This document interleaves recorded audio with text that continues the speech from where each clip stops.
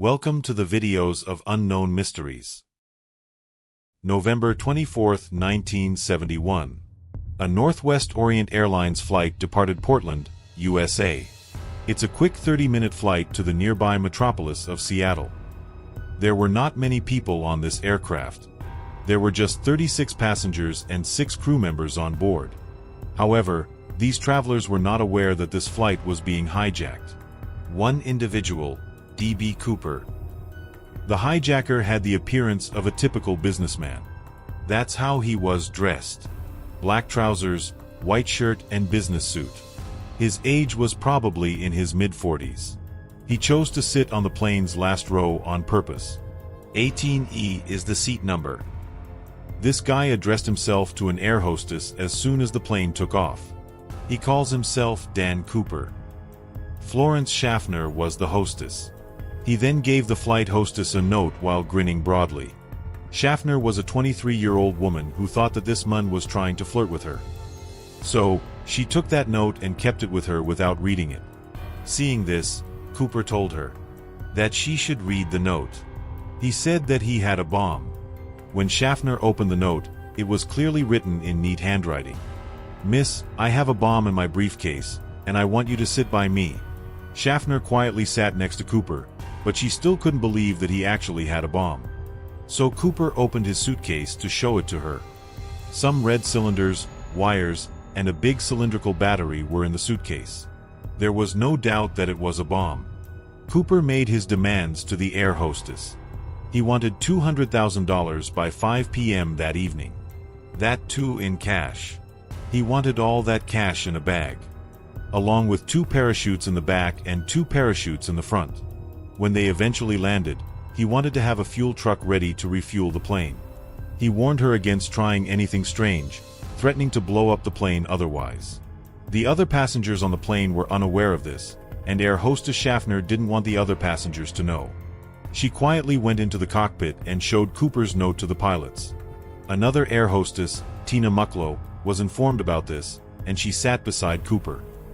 With the help of these 2 air hostesses, the contact between the plane's cockpit and Cooper could be maintained. The pilots informed the air traffic controller, and soon the news reached the president of the airline, Donald Narob. He was the decision-maker, and he made an interesting decision. He told the staff to ensure full compliance with Cooper's demands, to fulfill all demands made by this hijacker. After coordinating with the FBI, he talked to a Seattle bank to arrange the money. The bank had a huge bundle of money for such emergencies. But there was something special about this bundle of money. We will talk about it later in the video. But you must be wondering why the airline's president decided to cooperate with the hijackers. The reason behind this was reputation. The airline's president didn't want the news of the hijack to spread all over the world, leading to heavy losses for his company. So to keep this issue under wraps, he was willing to fulfill the demands of the hijackers. The only problem was that they needed some time to arrange the money, but this flight was only supposed to be half an hour long. So the pilots were told that instead of landing the plane, they were to keep circling around Seattle until they could arrange the money on the ground. This half-hour flight gradually became 3 hours long. Passengers were still unaware of what was happening. Flight pilots announced that they were facing minor technical difficulties, causing the delay. The other passengers believed this. Finally, this flight landed at Seattle's airport at 5:46 p.m. According to Cooper's instructions, the plane was parked far from the main terminal building. One airline representative approached the plane with a bag of money and the parachutes. When the 4 parachutes and the bag of money were given to Cooper, he allowed the passengers and flight attendants to leave the plane except for Tina Mucklow. After this, according to the plan, the plane was refueled, and it took off again. This time, only the pilots were on the plane along with Cooper and Tina. Cooper started giving instructions to the pilots again. For the destination of the flight, the speed of the flight, down to the very angle. He directs them to fly the plane towards Mexico City, at an altitude of 10,000 feet in the air, with the wings positioned at 15 degrees. As for the plane's speed, he wanted to fly as slow as possible. The pilots told Cooper that flying with these configurations would make it difficult for them to reach Mexico City, because there wasn't enough fuel in the plane. But Cooper was not worried about it. Cooper told them to fly as he directed. Friends, what happened next is completely unbelievable. No less than a film story. Cooper told Tina to go to the cockpit and lock the door. Cooper was the only person outside the cockpit. He took out his parachutes and prepared to dive. A few minutes later, a warning light flashed in the cockpit, indicating that the rear staircase had been deployed. This was a unique feature in these planes back then. Boeing 727 planes had an aft staircase at the back. In the photos, you can see how the stairs deployed from the back. Cooper deployed these stairs and jumped out with the parachutes and the money. The pilots and the air hostesses did not see this happening because they were locked in the cockpit, and back then there was no hole in the cockpit door through which they could see outside. But at 8:13 p.m., pilots noticed that the back part of the plane suddenly tilted upwards, and the pilots had to recalibrate and re-level the plane. After this, the pilots flew the plane to Nevada and landed in the city of Reno. The police were informed, and they investigated the plane. But they didn't find any trace of Cooper. The only things the police could find were a tie with a clip on it and some torn parts of the parachutes, which Cooper had used to cover the bag of money. Apart from this, they found some personal items belonging to Cooper, like the cigarettes he was smoking on the plane. Smoking was allowed in airplanes back then. Investigators investigated everything thoroughly, and they found 66 unidentified fingerprints. Fingerprints belonging to neither the crew members nor the other passengers. But the suitcase that had the bomb, the bag of money, and the parachutes was all missing, like Cooper. From that day, the FBI started its investigation to find Cooper, but no trace of Cooper was found. This investigation went on for 45 years. It was officially closed in 2016, but the answers to many questions are still unanswered. This is the only hijack in history that no one has been able to solve. One of the greatest mysteries for the FBI. Who was Cooper? What happened to him? Was the money ever recovered by the police? There are too many questions. Let's try to unravel this mystery. Two things are very interesting about this incident. First, during this hijack, no other passenger knew that their plane was hijacked. Neither was anyone killed nor was anyone injured in this hijack. Many people claim this was due to Tina Mucklow. They call her the hero of this hijack because she was the one to ensure that Cooper remained calm throughout the flight, his demands were met, and no panic situation could be created that could cause a ruckus or get someone injured. The co-pilot of the plane, Radizak, later said, "She was so calm and cool and collected. I could not think of anyone that would have been better to have sitting next to someone who would do a criminal act like this." The second interesting thing was the name D.B. Cooper. As I told you in the beginning, that guy's name was actually Dan Cooper. But today, most people call this the mystery of D.B. Cooper. How did Dan become D.B.? This is because of a mistake by a news reporter. Back then, there was a reporter named James Long who was late for meeting his deadline. So, in a hurry, while talking to his police source, he misheard the name. The police said that the hijacker's name was Dan Cooper, but this reporter heard D.B. Cooper and used this name for his news report. This report was picked up by other journalists while talking about this news in their newspapers, and channels started using the name D.B. Cooper. D.B. Cooper. This is how the name of the hijacker changed. In psychology, this phenomenon is known as anchoring. Anchoring is a cognitive bias that states, humans rely too heavily on the first piece of information. The first piece of news you hear about any breaking news, you have the tendency to believe it. In 2013, a joke theory related to this was published, Brandolini's Law, also called the bullshit asymmetry principle. It states that correcting this anchoring effect can be very difficult. The amount of energy needed to correct bullshit is of much higher magnitude than to produce it. In broad terms, spreading lies is relatively easier, but having people believe the truth to correct that lie is much more difficult. But in case of Cooper, it wasn't a huge mistake. Only the name was wrong. Anyway, a hijacker shouldn't be expected to use his real name. FBI's initial investigations showed that when Cooper jumped out of the plane, Cooper had strapped the cash around him. The cash weighed around 10 kilos. Cooper used 2 parachutes to jump, one strapped in front and one behind. The police had an idea of the area in which Cooper jumped. He jumped in the southwest area of Washington state. There were pine forests, lakes, and canyons in the area. Bears lived there. So, in the beginning, the investigators said that there was no chance of Cooper surviving. jumping from a height of 10,000 feet and in pitch darkness. It was completely dark at 8 at night. Second, the clothes that Cooper was wearing were not at all suitable for jumping. Jumping in pants and a shirt when it was raining outside.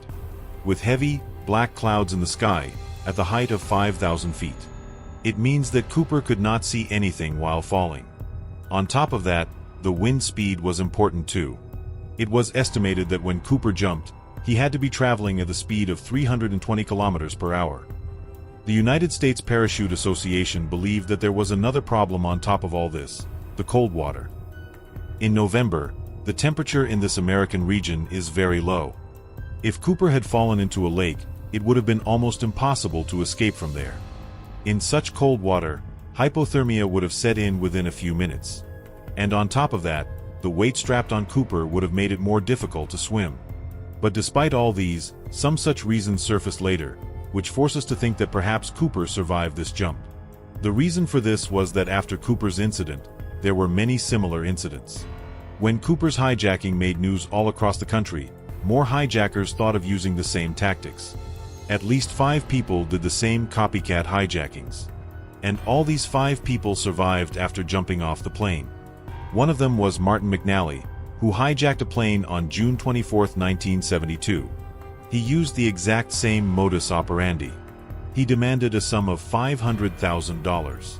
When the plane took off, they used a parachute to jump off like Cooper. In McNally's case, the speed of the plane was around 400 to 500 kilometers per hour when he jumped. This was twice the speed of Cooper's dive. But still, McNally survived his jump using only a reserve parachute. Another similar hijack was done in January 1972 by Richard LaPointe. He wore similar clothes in January, jumped, and landed safely in the snow. It's irrelevant that these 2 hijackers were later caught by the police. That's how we know their stories.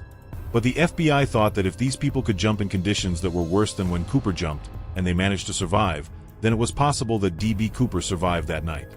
Especially if you consider that when Tina Mucklow gave the parachutes to Cooper, there were instructions on how to use them.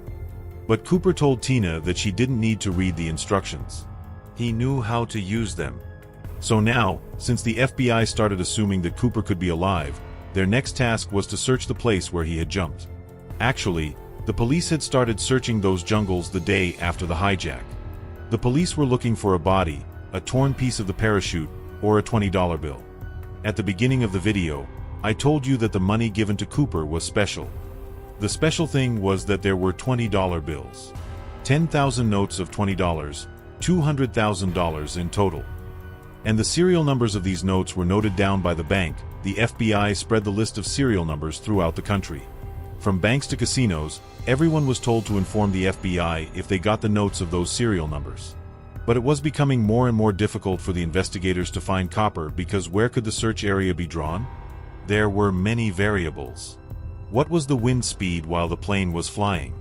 How dark was it? What was the exact location of the plane when Cooper jumped?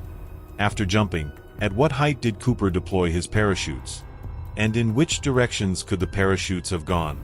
The investigators' best estimate was that it would have landed somewhere near Lake Merwin in Washington state. The FBI ran a practical experiment. If we fly the same aircraft with the same configurations and push out a 91-kilogram sled through the stairs, based on where the sled landed, we can get a better idea of the area where Cooper could have landed. Due to this, door-to-door searches were conducted in this area.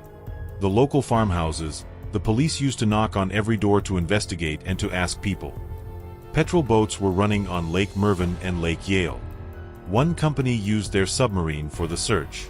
200 feet under the Lake Merwin, they continued to look for him. They wanted to find either the money, a piece of the parachute, or a body, but they couldn't find anything. Eventually, the investigators published the serial numbers of the notes in the local newspaper. They ran the news that the first person to find a note from those serial numbers would be awarded $1,000. This offer remained for 3 years, but not a single note could be found. Now let's skip to 1979. 8 years since the hijack. Suddenly, a pilot contacted the FBI.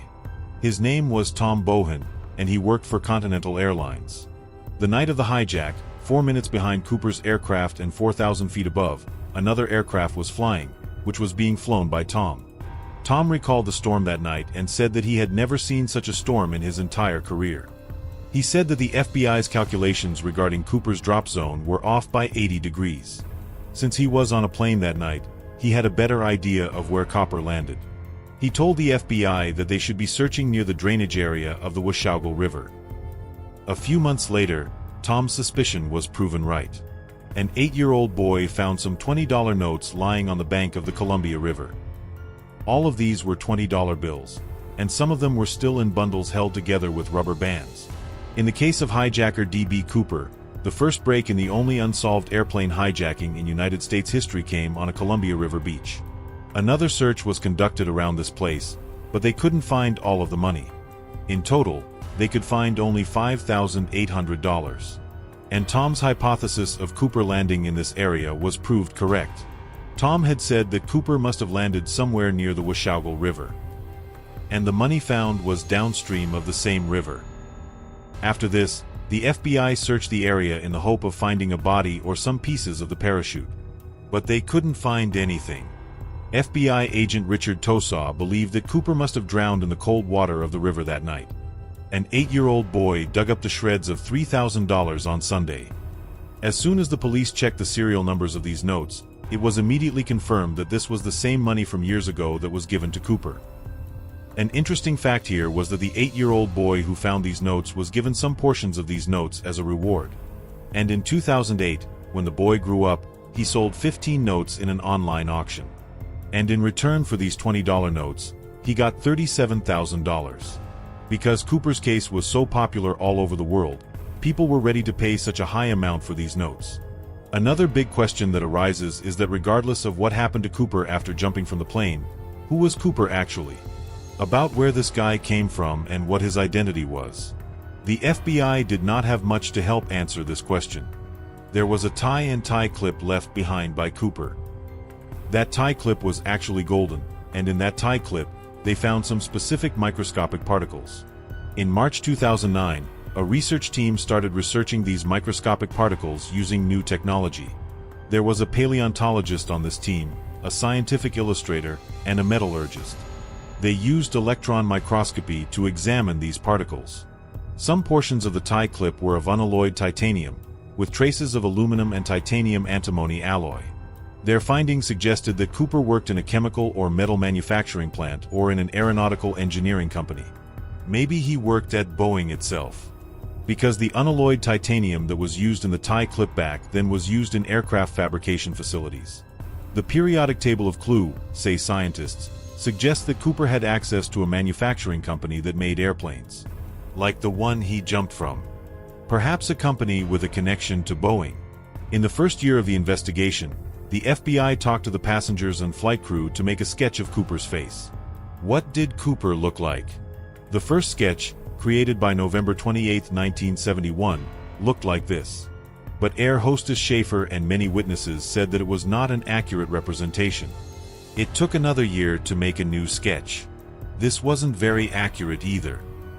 And on January 2, 1973, the FBI made their third and final sketch of Cooper.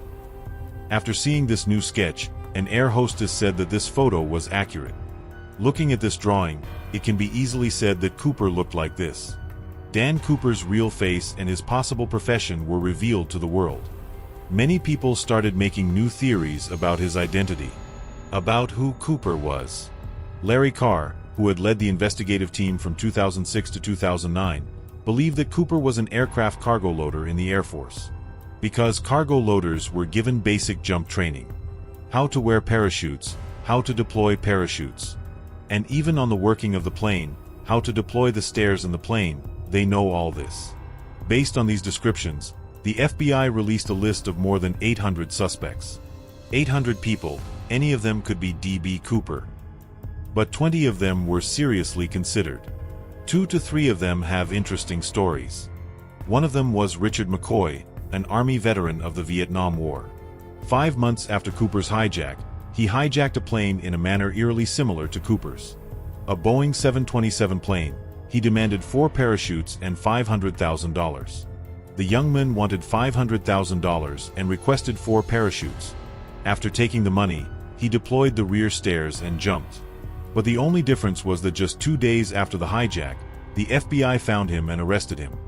He was sentenced to 45 years in jail, and the FBI thought that he was Cooper, and that this was his second attempt at hijacking. He was arrested here in his home in Provo, Utah, early this morning. When the FBI men came, he did not resist. In 1991, a book was published, D.B. Cooper, The Real McCoy, written by former FBI agent Russell Kaleem. This book states that when McCoy's family was shown the tie and tie clip belonging to Cooper, they believed that those were McCoy's. But when McCoy was asked if he was D.B. Cooper, he refused to admit or deny it. After spending 2 years in jail, McCoy attempted a jailbreak which led to a shootout in which he was killed. After hearing all this, you may feel that the mystery is solved. But there are more twists in our story. Today, the FBI does not officially consider McCoy as D.B. Cooper. There are two major reasons behind this. First, based on the sketch they made, the description of D.B. Cooper does not match McCoy. Second, the FBI later found evidence of McCoy's whereabouts during the night of Cooper's hijacking. He was in Las Vegas. The next day, he was at his home with his family. Since there is evidence of this, it is clear that McCoy cannot be D.B. Cooper. The second suspect was a Vietnam War veteran named Robert Rackstraw. He was arrested multiple times for fraud, aircraft theft, and possession of explosives. But he was always found not guilty after the arrest. TV producer Thomas Colbert wrote a book in 2016, The Last Master Outlaw, to prove that Rackstraw was D.B. Cooper. He made a documentary on History Channel, D.B. Cooper, Case Closed, where he said the same thing. Colbert worked with a team of 40 people, including many former FBI agents. All of them believed that Rackstraw was the real D.B. Cooper. What is the evidence for this? When FBI began the investigation in the 1970s, Rackstraw was high on the list of initial suspects. In those days, Rackstraw used to give joke comments to the media on the possibility that he was the hijacker. However, many years later, he denied these claims. His face matched the sketches. But the FBI let him go after 1979 and removed him from the suspect list because they couldn't get substantial evidence. TV producer Colbert believed that the FBI should have kept investigating this guy. With more FBI investigation, they could have uncovered the evidence. While on July 11, 2016, Colbert launched his new book on D.B. Cooper. The next day, on July 12, 2016, the FBI closed the case. In 2016, Rackstraw was 73 years old, and because of the allegations against him in this book, he lost his job. Later in 2019, he passed away due to natural causes. So, friends, we are back at the same point. Even today, this mystery of D.B. Cooper is an unsolved mystery. No one knows who was D.B. Cooper, where did he come from, and where did he go. Now that you know about this mystery, what do you think? That night when D.B. Cooper jumped off the plane, could Cooper survive that jump or not? Write in the comments below. It is quite surprising that after Cooper's hijacking, there were many similar hijackings. But in all those hijackings, the hijackers who used parachutes to jump off the plane, first of all, he always survived. And second, he was always caught by the police or FBI. But what about Cooper? If you liked this video, I have made more videos on such mysteries.